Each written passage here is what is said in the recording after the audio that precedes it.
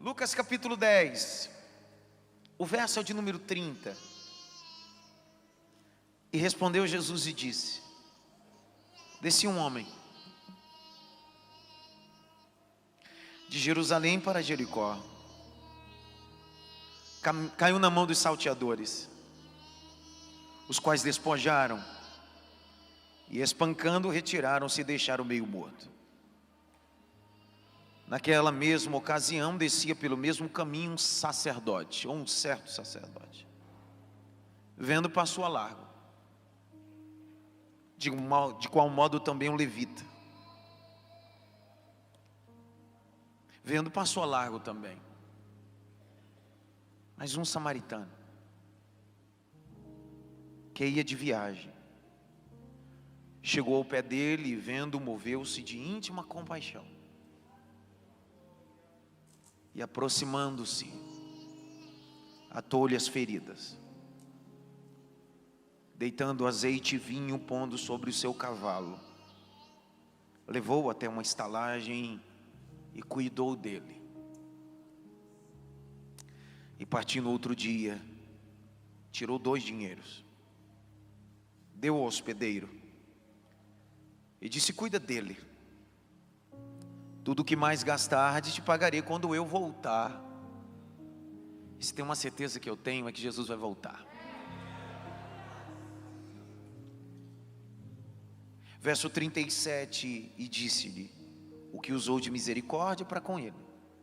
E disse, pois, Jesus: vai e fazei da mesma maneira.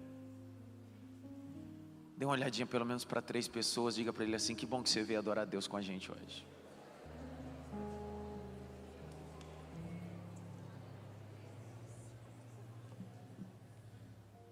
Eu queria te pedir que você me desse um pouco de sua atenção. Eu prometo não ser fadonho, nem prolixo, mas repartir com vocês o que Deus tem para nós. Jesus é o Rei da glória mesmo. Entretanto, ele decidiu se esvaziar e deixar sua majestade, sua glória. O texto de Filipenses, capítulo de número 2, verso 5, Paulo vai usar a expressão aniquilou-se.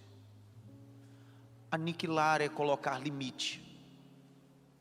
O Rei da Glória não tinha limite, decidiu estabelecer limites na sua humanização para sofrer por nós. Paulo continua dizendo que esse Rei da Glória deixou sua glória e tomou forma humana, antropológica. Você sabe que Deus é espírito, e por Deus ser espírito, ele não tem mão, ele não tem pé, não tem boca, mas quando ele se estabelece em forma corpórea, ele tem mão, tem pé, sofre, é perseguido, não é compreendido. Dentro da encarnação de Cristo, não reencarnação, porque nós não cremos em reencarnação, acreditamos em encarnação. No princípio era o Verbo era Deus, e o Verbo se fez carne e habitou no meio de nós, e nós vimos a sua majestade, a sua luz, a sua glória. Quando ele nasce, o texto vai dizer que é a primeira aparição dele em carne. Os historiadores vão dizer que depois dessa aparição, o anjo aparece a José e diz-lhe para que pudesse ir para o Egito por um período. O período não se sabe o tanto, mas mais ou menos entre 1 ano e 2 anos. Até que um anjo anuncie e diga: pode descer, Herodes morreu, agora a coisa pode se estabelecer. A segunda aparição dele é aos 12 para 13 anos de idade, quando ele vai cumprir o Bar Mitzvah. É um cerimonial judaico onde o menino pela primeira vez vai ler a Torá. Ele estava sendo treinado para isso, preparado para isso. Naquele cerimonial, os pais de Jesus deixam-lhe no templo ou na cidade da religião e vão descendo para casa num caminho nessa mesma estrada que eu li com vocês, e por isso estou fazendo todo esse pano de fundo para que você possa se conectar ao texto, sem pressa. O texto diz que nesse caminho eles começam a procurar Jesus, entre os parentes, entre os amigos, e não encontram. Voltam para o mesmo local, é o templo. E aonde ele está? No templo.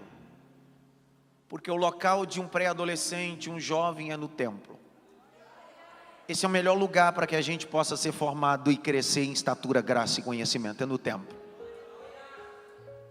O texto diz que ele interroga e é interrogado, é um gap que acontece, do nascimento dele até os 12, uma lacuna, um tempo. Você sabe que depois do bar mitzvah, o menino tem o direito de escolher com quem ele vai andar. Antes disso ele só anda com a mãe. Ainda que ele expresse a vontade de andar com o pai, ele tenha desejo de andar com o pai, mas é só depois do bar mitzvah que ele tem o direito de escolher com quem ele vai andar. E claro, sendo do sexo masculino, ele vai querer andar com o pai. Então aquele momento é o apogeu, é o ápice.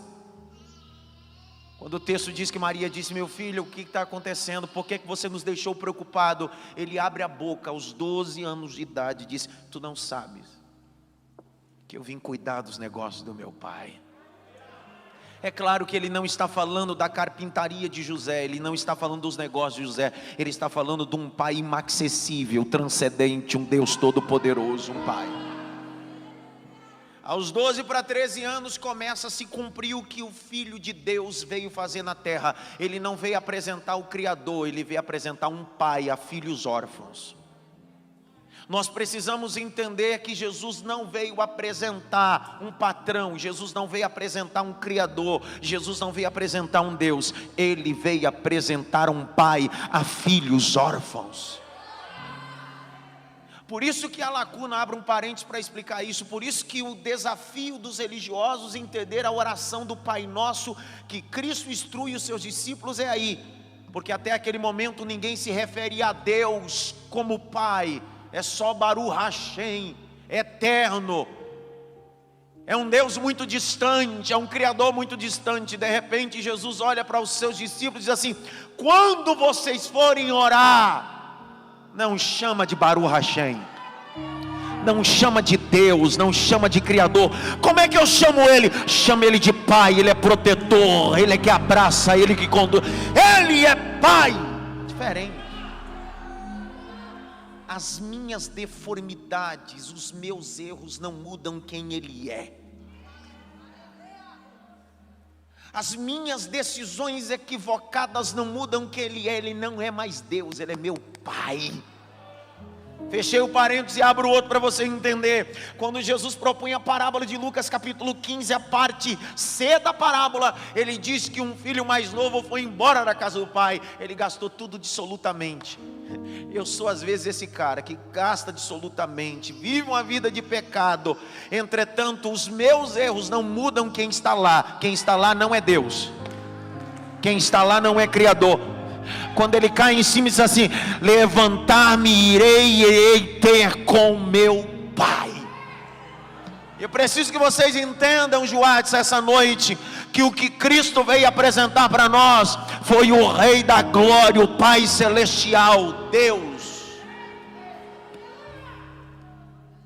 Ele se esconde e ele se revela novamente aos 30 anos de idade no Jordão para ser batizado.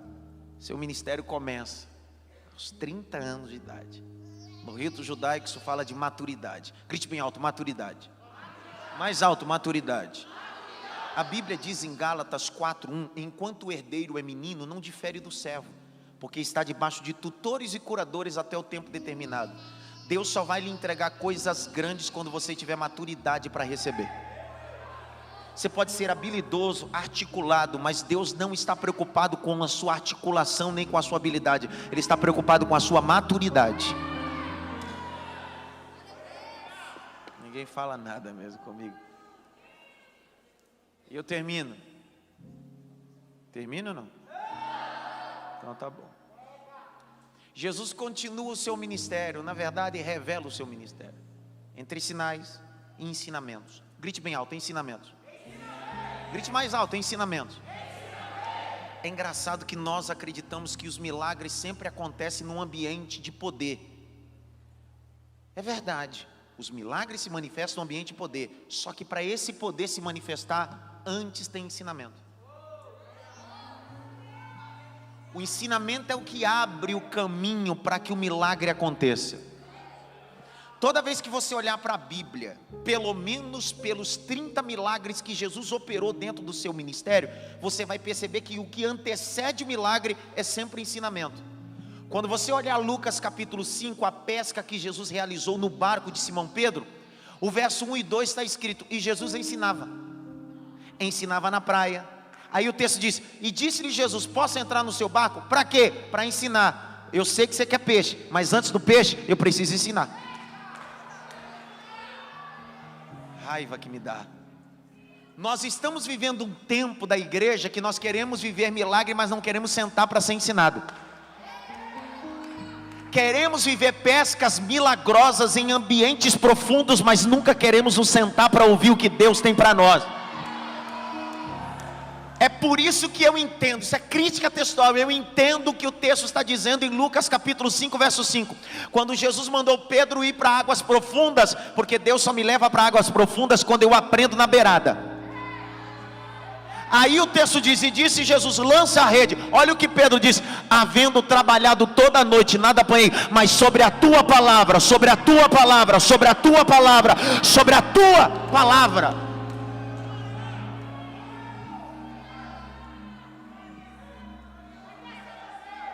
Irmão, quem é ensinado não se preocupa com calúnia, não se preocupa com biquinho, não se preocupa se gosta ou não gosta, tá nem aí, irmão. A minha vida está edificada na palavra. Liberei, tá? Eu liberei essa palavra sobre você. Vou liberar melhor, levanta as suas mãos. Todo aquele que ouve a minha palavra e pratica, compara um homem prudente, que edificou a sua casa sobre a rocha. Soprou rio, vento, tempestade, mas a casa não caiu. Está na rocha, é palavra.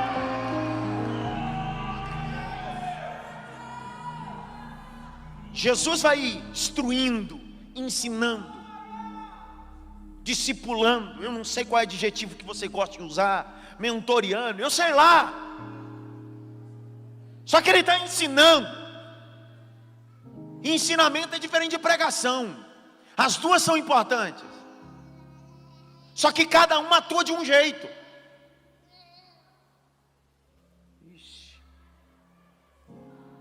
Está vendo essa estrutura feita? Isso aqui é pregação. Pregação que você vê. Ensinamento é base, o que você não vê.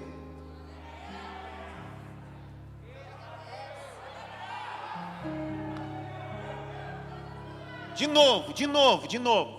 Uma não é melhor do que a outra. Uma depende da outra. Só que você precisa entender: isso que você está vendo é pregação. É como dizia Billy Graham: a minha pregação é resultado de uma base de ensinamento. Então o que o Rei da Glória decidiu fazer? Eu não quero pregar, eu quero ensinar.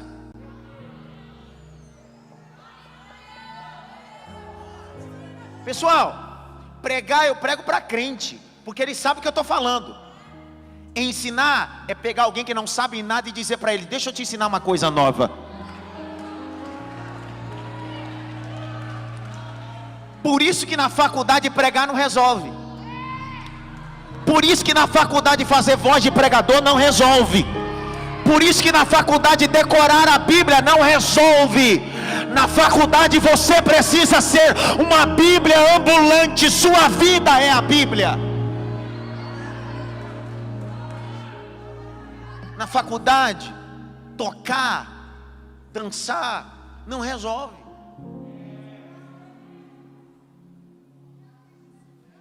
É ensinar. Eu sou pai de 3 filhos. Minha mais velha tem 15, a minha do meio tem 9, e o meu pentecostal tem 2. Ele não para, é do avivamento, é do machar. Se tivesse aqui estaria machando. Então eu não me incomodo com criança nenhuma. Eu sei como criança é. Fique tranquila com ele, deixa ele machar. Melhor ele machar aqui, não tem problema. Porque eu não gosto de jovem, enquanto eu prego ele está mascando chiclete, mexendo no WhatsApp.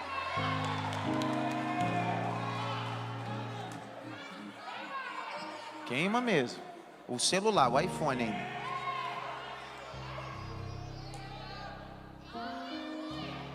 Olha para cá. É o Rei da Glória. Grite bem alto, Rei da Glória. Meu Deus do céu. Fala um pouco melhor. Diga, Rei da Glória. Como é que o Rei da Glória vai falar de coisas da glória para gente que não entende nada de glória? O apóstolo Paulo diz assim, Tiago, pastor Tiago: eu conheço um homem, não sei se no corpo ou fora do corpo, que subiu ao céu e viu coisas inefáveis. Ele viu coisas que não se dá para falar.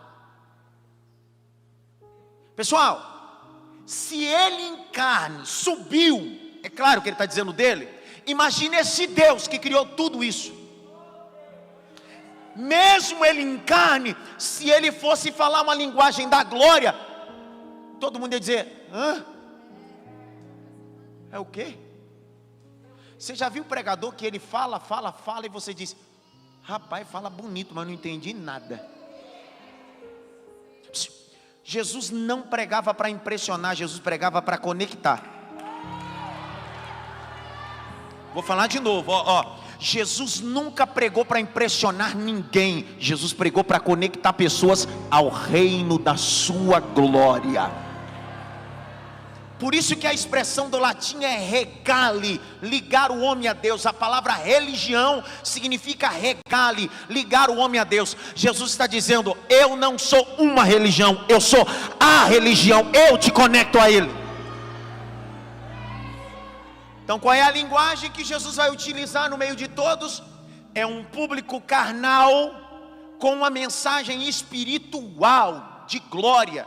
Eu e você. Ele diz, cara, se eu falar de anjo aqui, vai dar problema. Eu imagino Jesus falando sobre uma classe angelical. Eu imagino Jesus reunindo todos os discípulos assim, eu vou falar com vocês sobre a glória. Aí imagina todo mundo sentado, todo mundo imaginando que ele vai falar sobre um anjo bonitinho, com cachinhos dourados, com um par de asas nas costas voando. De repente Jesus, tem seres angelicais lá em cima, que são chamados de querubins. Cada um deles tem uma única cabeça com 4 faces. Face de homem, face de boi, face de touro e face de águia. Cada um deles tem 4 asas grandes, e debaixo de cada asa grande uma asa pequena como a da mão. Cada um deles tem 2 pés, e os pés são direitos, a planta dos pés como planta de bezerra, e a parte de cima como latão reluzente. Quando Jesus acabasse de falar isso, ele disse, isso é um demônio, isso é o Satanás. Jesus decidiu baixar o nível.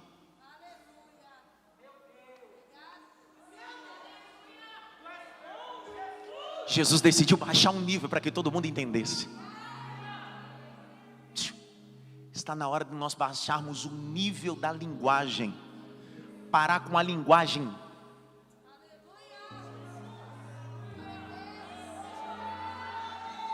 Nós temos uma linguagem de crente, mas não temos a linguagem do reino de Deus.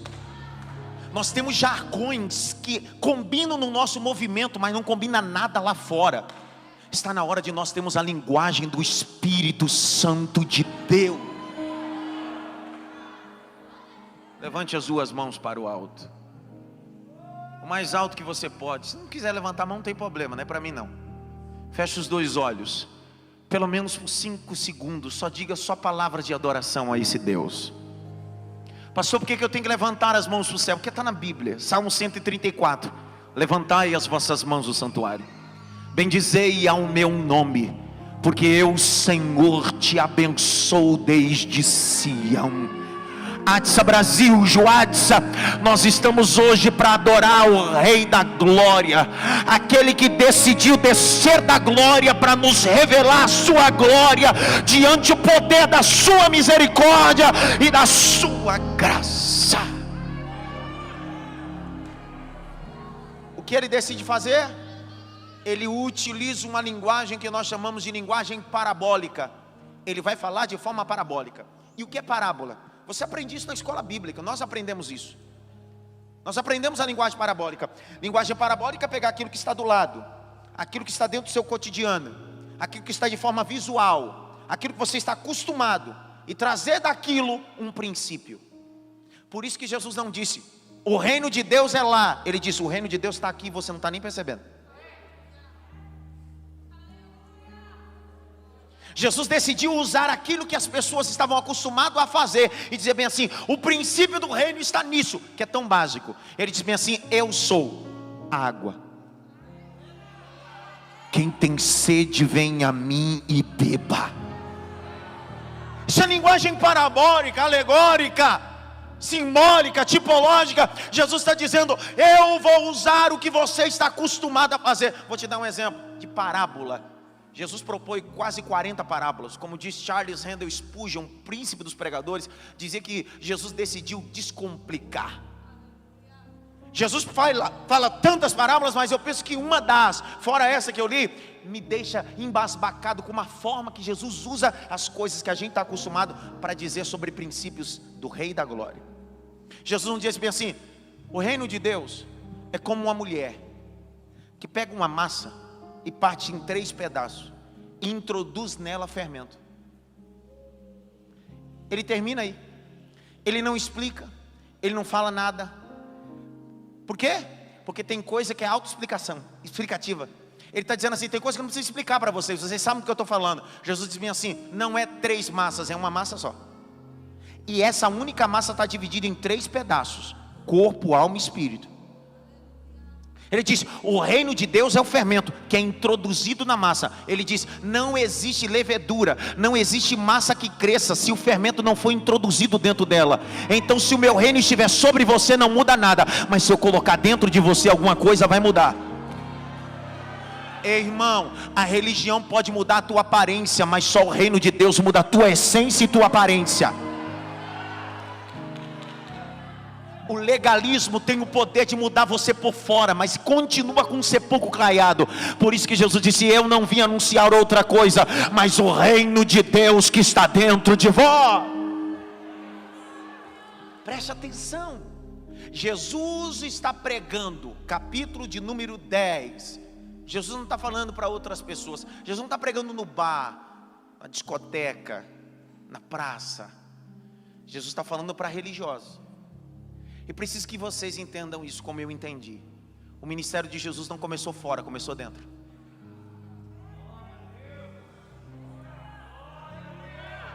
Estou com vontade de falar uma coisa, mas não posso. Nós queremos pregar lá fora, se tem tanta gente aqui que não sabe muita coisa. Pastor, mas isso está na Bíblia? Está sim, irmão. A Bíblia diz em 1 Timóteo 4,12 que ninguém despreze a tua mocidade, mas ser o exemplo de quem? Dos fiéis. Então, antes de você ser exemplo lá fora, seja exemplo aqui dentro. Antes de você pregar lá, você precisa pregar aqui dentro. Lá fora é fácil brilhar, até um vagalume na escuridão vira falorete. Eu quero ver ser sol da justiça aqui com Cristo aqui dentro. Dá uma olhadinha pelo menos para 3 assim, você não deu um glória? Por quê, cara?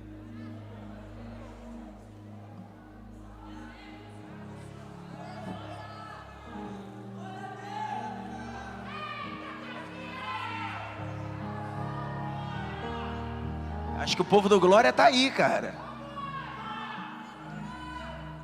Jesus está, o ministério de Jesus começou aonde? O ensinamento de Cristo começou aonde? A Bíblia diz que quando ele saiu do deserto, depois de 40 dias, a primeira mensagem que ele pregou, não foi na praça, não foi no prostíbulo. Aonde foi? Na sinagoga. A Bíblia diz: e entrando ele no Shabat Shalom, foi-lhe entregue o rolo do profeta Isaías. E ele achou aonde estava escrito e leu: eis que o Espírito do Senhor está sobre mim, porque ele me ungiu para pregar. As maiores oposições de Cristo nunca foram fora do templo, sempre foi dentro do templo. Pergunta por quê, pelo amor de Deus? Porque fora do templo tem demônio, e dentro do templo tem demônio e hipocrisia. Só para deixar claro, antes que alguém diga alguma coisa, eu não sou itinerante. Então me chamaram porque eu sou pastor de igreja há 15 anos. Então minha mensagem não é de itinerante, minha mensagem é pastoral. Eu não vim cumprir a agenda, eu vim cumprir uma missão em Deus. É por isso que eu estou aqui. Levanta a mão direita pelo menos para dar um glória para Jesus aí, vai. Isso. Vamos voltar. Como pastor de igreja é o que eu estou dizendo. Se um itinerante falar esse tipo de coisa, você não aceita, porque ele só passa. Agora um pastor de igreja sabe do que está falando, porque vive na igreja. Diga glória. Você sabia que quando Jesus chegou em Gadara, lembra Gadara? O texto diz que quando ele atravessou, ele colocou o pé em Gadara. O rapaz que tinha 6.000 demônios, o que ele fez? Resistiu a Jesus, sim ou não? Sim ou não? Não. O que os 6.000 demônios fizeram nos pés de Jesus? Fizeram o quê? Se prostraram e fizeram mais o quê? Adoraram. Presta atenção. Quer dizer que do lado de fora tem 6.000 demônios que reconhecem a autoridade de Cristo, que vêm aos pés dele e adora. Mas na sinagoga tem religiosos que querem matar Jesus. Expulsar demônio é fácil, eu quero ver conviver com hipócrita. Ei, irmão, Deus está levantando uma nova geração, e essa nova geração é uma geração que decidiu tirar a máscara, tirar a fantasia e viver um evangelho que não é de fora para dentro, é de dentro para fora.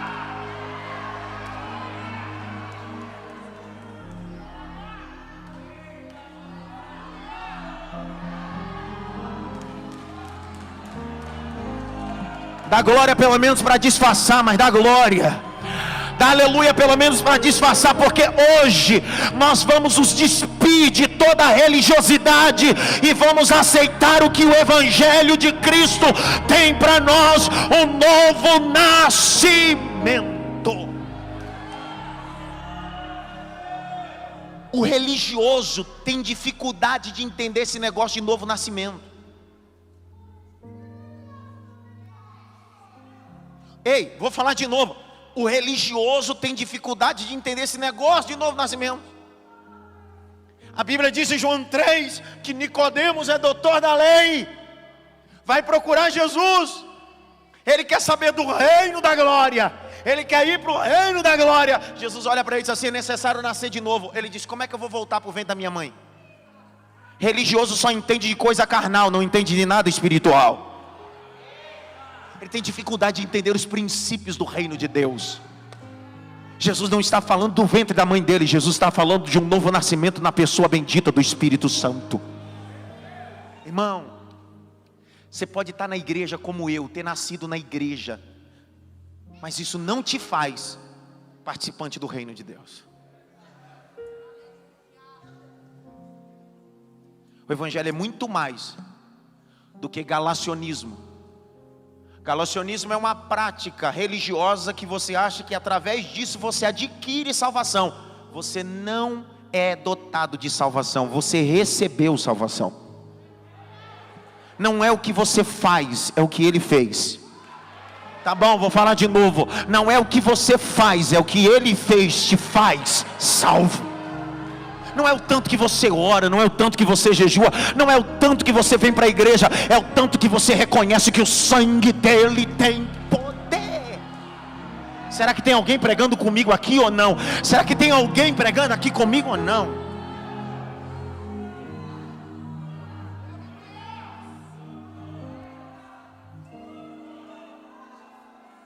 Se você ler a Bíblia, você vai descobrir que Jesus, os maiores opositores que Jesus teve que enfrentar foi dentro do templo, dentro do sistema religioso. Por diversas vezes ele chama de hipócritas. Grite bem alto: hipócritas. Ó, eu vou apontar para mim. Às vezes eu me comporto como hipócrita. Essa mensagem não é para você, é para mim. Se falar com você, diga amém, mas comigo fala. Eu primeiro prego para mim, para depois com você. Às vezes, sem perceber, eu vou me comportando como hipócrita religioso. Porque hipócrita fala daquilo que não vive. Hipócrita dá sermão daquilo que nunca cumpriu. O hipócrita deixa de ser o que a Bíblia diz que ele é. Você quer ver uma coisa? Desocupe as mãos e faça assim. Esfrega as mãos. Não, não é mandinga não, é uma dinâmica. Fica com medo não. Esfrega com força. Antes. Mais rápido.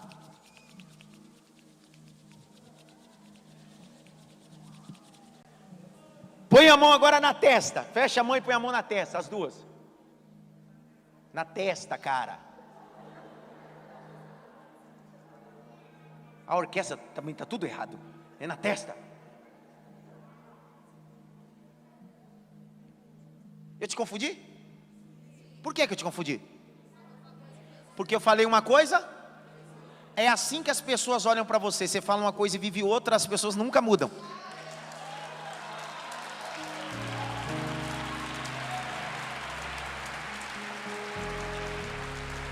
Você canta amor, mas vive ódio. Você prega mansidão, mas é só o cão.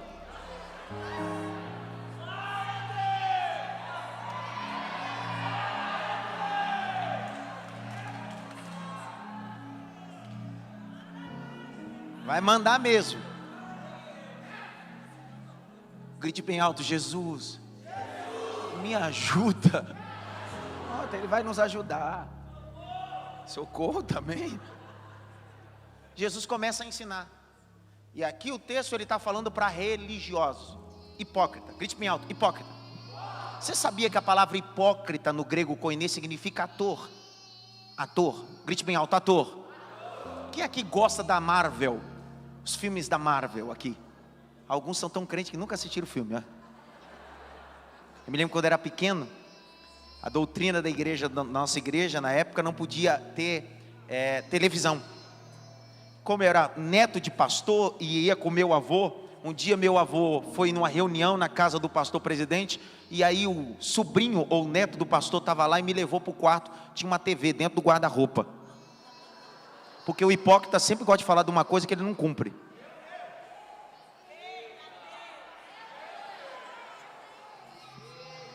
Ninguém fala nada mesmo. Vem cear o mestre chama. Fechei o parente, voltei. Você assistiu o Homem-Aranha? Superman? Batman? Mulher Maravilha? Vou fazer uma pergunta para ver se... Quero ver se você assistiu mesmo. Quero ver. Não é para falar o nome dela, é só para mim ver se você sabe. Qual é o nome?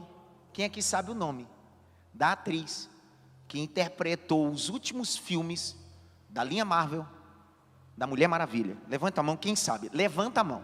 Ó, não é para falar o nome dela. 1, 2, 3, 4, 5, 6, 7. Quantos assistiram o filme da Mulher Maravilha? Pergunta que não quer calar. O nome da atriz é Gal Gadot. Ela é uma Miss Jerusalém.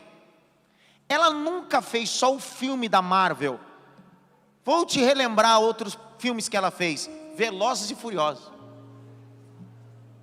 Só que é uma miséria, né? Você sabe que neurologicamente existe uma parte do cérebro chamada de córtex cerebral. O córtex cerebral é responsável do HD do indivíduo. Os 5 sentidos estão aqui: tato, olfato, paladar, visão e audição. Então tudo que você assistiu, tudo que você comeu, tudo que você cheirou, fica armazenado aqui. Por isso que toda vez que você come alguma coisa, você se lembra. Você assiste. Aí a pergunta que não quer calar: toda vez que você vê essa atriz num novo filme, o que o seu cérebro vai dizer? Olha a Mulher Maravilha. Mas a pergunta que não quer calar: ela é a Mulher Maravilha?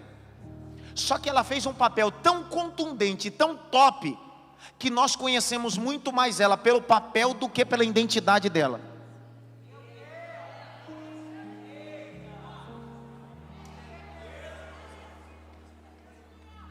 Eu fiz questão essa tarde de ir lá no Instagram da Gal Gadot. E aí ela colocou um vídeo alguns meses atrás, ela grávida com uma mamadeira dançando com o filho. Ela é tão Mulher Maravilha que ficou grávida e teve que dar mamadeira para o próprio filho. Passou onde o senhor quer chegar? Às vezes nós nos colocamos debaixo de figuras e papéis que muitas das vezes não fala quem somos. Então essa noite nós precisamos tirar essa fantasia religiosa e descobrir que somos pecadores, miseráveis e dependemos do Rei da Glória. Se tinha alguém que poderia se vestir de super-herói, era Paulo. A Bíblia diz em Filipenses que foi circuncidado ao 8º dia, da tribo de Benjamim, fariseu de fariseu. Só que ele decidiu ditar Romanos capítulo 7. Disse: Tércio, escreve, o quê? Quando eu penso em fazer o bem e o mal, eu acabo fazendo. O pecado habita dentro de mim. É uma guerra desenfreada comigo. Eu sou um homem miserável. Quem está falando é um cara que poderia se parecer com um super-herói no nosso século, mas ele decidiu: eu sou pecador e preciso do Rei da Glória. Eu vou liberar uma palavra sobre essa catedral essa noite. Não importa a sua habilidade, não importa a sua qualidade, você continua dependente do Rei da Glória.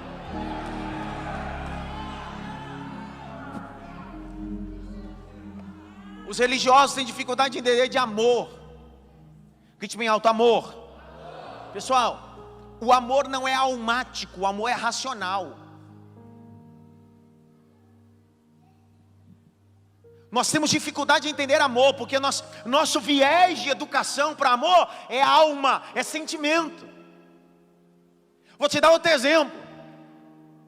Jesus vai falar com ele sobre amor e decide falar de uma parábola de um samaritano, um homem que foi saqueado, e dois religiosos, um sacerdote e um levita. Sabe o que Jesus está falando? Cumprir o congresso é fácil, o que vai acontecer depois do congresso? Joadsa, o que Deus tem para nós hoje, amanhã e domingo será top demais, mas na segunda-feira nós deixaremos de ser sacerdotes e levitas de templo, começaremos a andar nos valados da rua, cheio de azeite e vinho para curar pessoas. Jesus está falando de amor, grite bem alto: amor. A palavra amor é uma palavra de vocalização hebraica, ahavá. Grite bem alto: ahavá. Ahavá não é sentimento, é mandamento.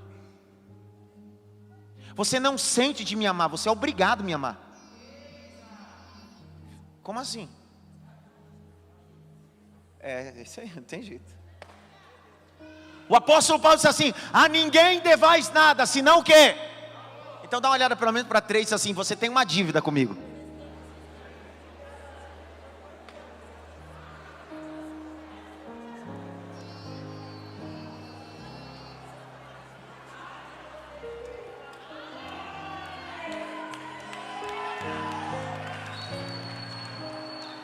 Como assim, pastor? Eu passei minha vida toda aprendendo que amor é sentimento. Na luz da Bíblia é mandamento. Por isso que Paulo diz em Coríntios, dizendo: o amor tudo suporta, tudo crê, tudo espera. Isso é amor, está mais do que sentimento, é mandamento, é missão. Você quer ver uma coisa? Nós estamos vivendo a crise de 1 João 3, verso de número 18. O texto é assim: filhinhos, não amemos só de língua e nem de palavra, mas de obra e verdade. Tem gente que escreve cada texto, mas cumpre 10% daquilo que escreve. Preciso dizer outra coisa: não deixe os seus olhos brilhar, meninas, por esses textinhos de WhatsApp que esses gaviãozinhos mandam. Pastor, mas ele é um gato. Gato? Deixa eu te contar uma coisa: gato é da classe dos felinos, e os felinos não se apegam a pessoas, se apegam ao ambiente. Você é só mais um ambiente para ele, querida. O que Deus tem para você não é gato, é ovelha. Deixa um gato aparecer lá em casa, ver se eu não mato ele. Chega lá perto das minhas filhas, gatinho, que você vai ver. Eu não pego você e não põe você dentro da água quente. Gatinho de Jesus. Preste atenção. O que é amor, pastor? E eu termino, agora é sério, eu termino. Amor não é sentimento, o amor é mandamento. Grite bem alto: amor não é sentimento, é mandamento. Há uma didática pedagógica muito clara e andragógica sobre amor. Quem é que já andou de avião? Baixa a mão. Quem é que nunca andou e vai andar ano que vem, em nome de Jesus? Isso. Recebe isso aí. Se você estivesse numa aeronave e seu filho de 7, 8 anos estivesse sentado do seu lado, um voo doméstico, de repente o piloto dissesse: ate os cintos, vamos passar por um momento de turbulência. E no meio dessa turbulência, você percebesse que o seu filho de 7, 8 anos começou a ficar atemorizado com a situação. E de repente, no meio da turbulência, a aeronave entra em estado de despessurização. O que vai descer automaticamente de cima? As máscaras, sim ou não? Você vendo o teu filho chorar desesperado, qual será o primeiro instinto como pai e como mãe que você vai fazer? Colocar a máscara primeiro em quem? Nele. Só que antes da decolagem, enquanto a aeronave estava taxiando, você foi instruído de forma racional, não sentimental. Em caso de despessurização, máscaras cairão automaticamente. Se tiver uma criança do seu lado, não coloque primeiro nele, coloque primeiro em você. Amor não é colocar a máscara nos outros, amor é colocar a máscara em você. Não dá para dar para os outros o que você nunca viveu ainda. Por isso que Jesus ama o teu próximo. Então não dá para dar para ele se eu não provei ainda. Ninguém fala nada comigo.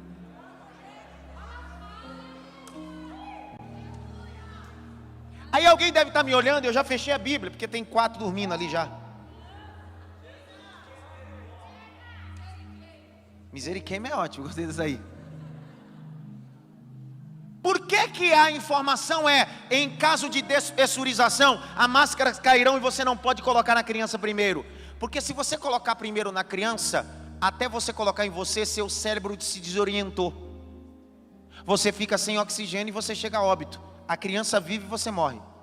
Só que se você colocar primeiro em você, você tem a capacidade de salvar ele também. Amor não é salvar só o outro, é salvar os dois. Evangelho não é só salvar o outro de fora, é salvar você também. O que adianta ganhar o mundo todo? Isso é amor, irmão. Amor começa aqui para depois lá. Levante a mão direita assim bem alto. Bata pelo menos em 3 mãos. Diga para ele assim: ama de forma inteligente, rapaz.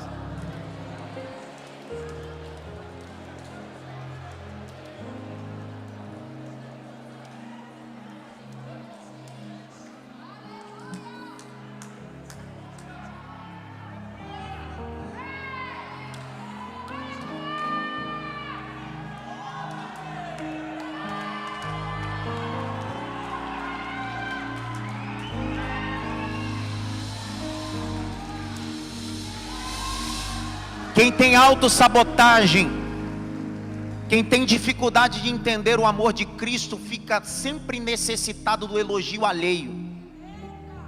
O que dizem de você do lado de fora não define o que você já provou aqui dentro. O feedback externo não revela quem você é. Jesus perguntou: qual é o feedback aí fora? Ele disse: senhor João Batista, Jeremias, lá de fora nunca sabem quem você é. Jesus perguntou: e aqui dentro? Tu és o Filho de Deus. Tu és o Filho de Deus. Fique em pé. Não transite, não saia do lugar. Eu preciso ainda continuar mais 3 minutos, mas faz parte do meu sermão.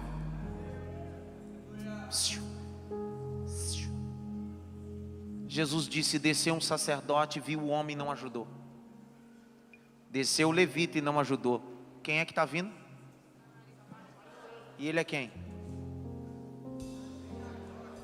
Quem ele é? Pergunta-me, por quê? Porque a religião vem a pé, o Rei da Glória vem a cavalo.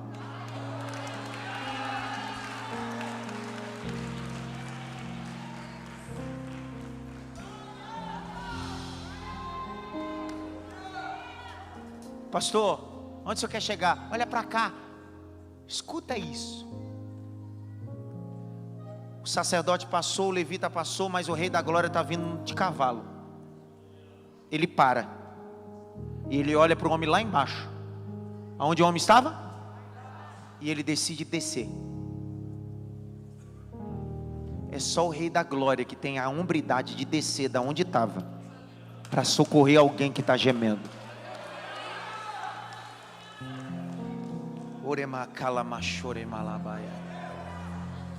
O Rei da Glória, que é a simbologia do samaritano no cavalo, abre uma maleta. Grite bem alto, maleta.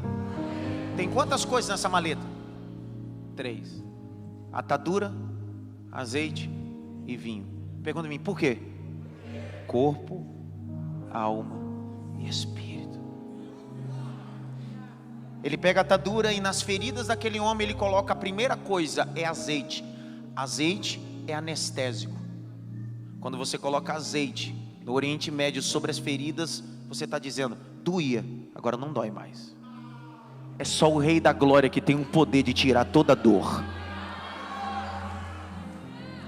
E no psiquiatra, no psicólogo, é a melhor coisa que você faz. Mas existem azeites que lá não tem, só tem em Jesus Cristo.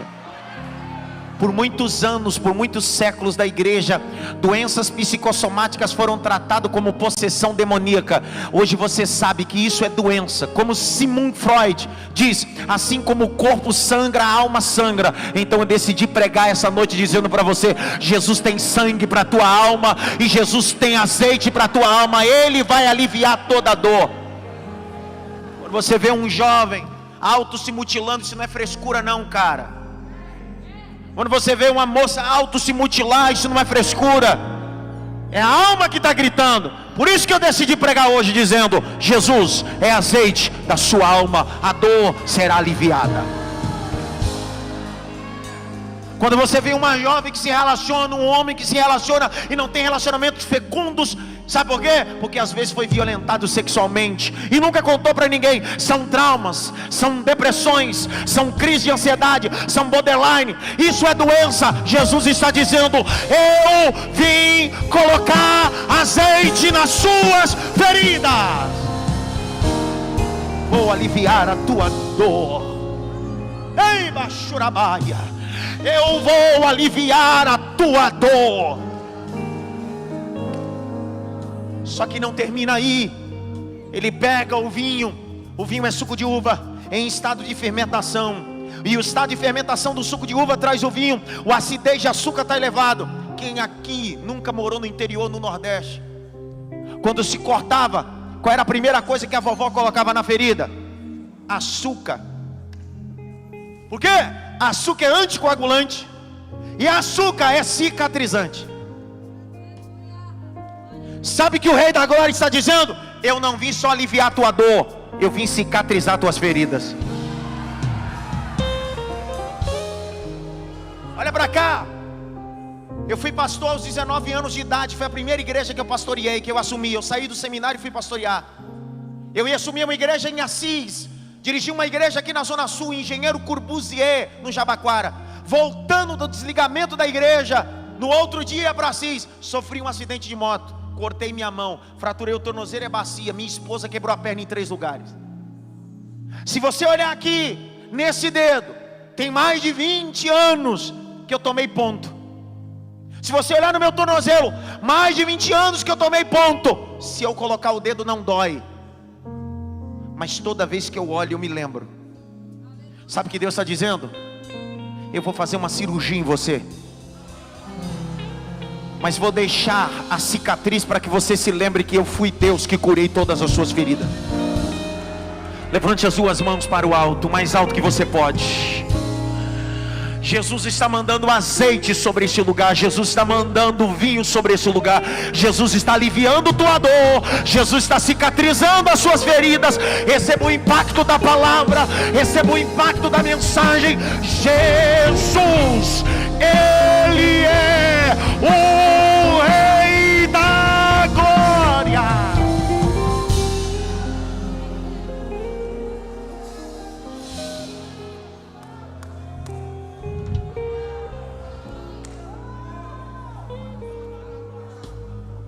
Escuta, Ele colocou azeite, vinho e atadura sobre o homem, sim ou não?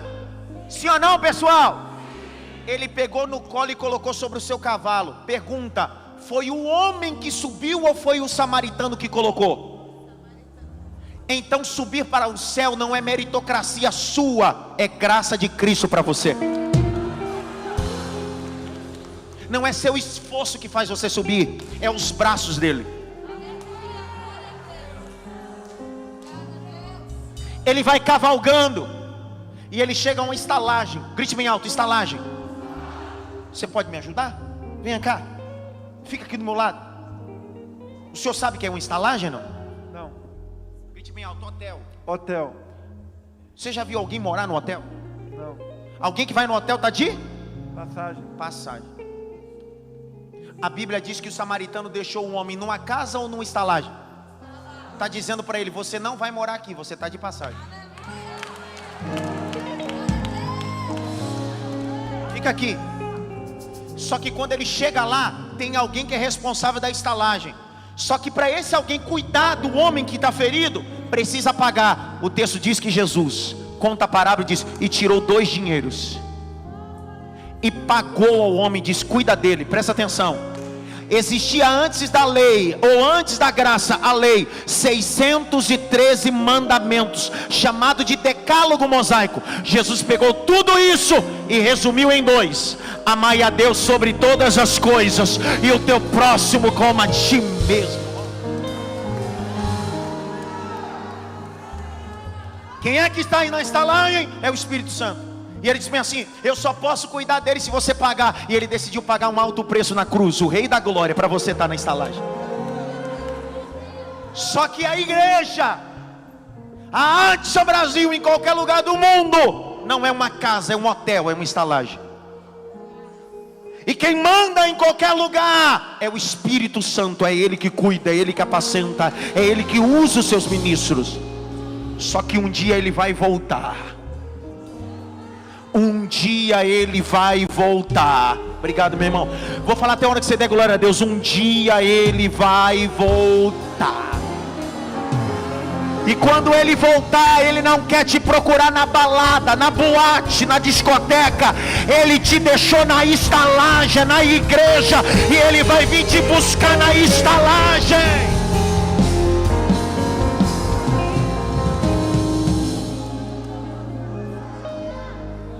Ele foi embora a cavalo, sim ou não? E como é que ele vai voltar? Dá para colocar na tela aqui ou não? Apocalipse 19, verso 11. Eu só vou ler, porque Ele é o Rei da Glória. Ele foi a cavalo, mas vai voltar a cavalo. Apocalipse 19, verso 11. Eu só vou ler, não vou nem explicar. E conforme você for entendendo, vai dando glória. E aí já vem assumindo aqui o microfone, que para mim já deu. Capítulo 19, verso 11. Posso ler? E vi o céu aberto, e eis um cavalo branco. O que estava sentado sobre ele se chama Fiel e Verdadeiro. Julga, peleja com justiça. 12, vai! 12! Julga, peleja com justiça. Os seus olhos eram como chama de fogo, e sobre a sua cabeça haviam muitos diademas, e tinha um nome escrito que ninguém sabia, senão ele mesmo. 13! E estava vestido de uma veste salpicada de sangue, e o nome pela qual se chamava era a Palavra de Deus.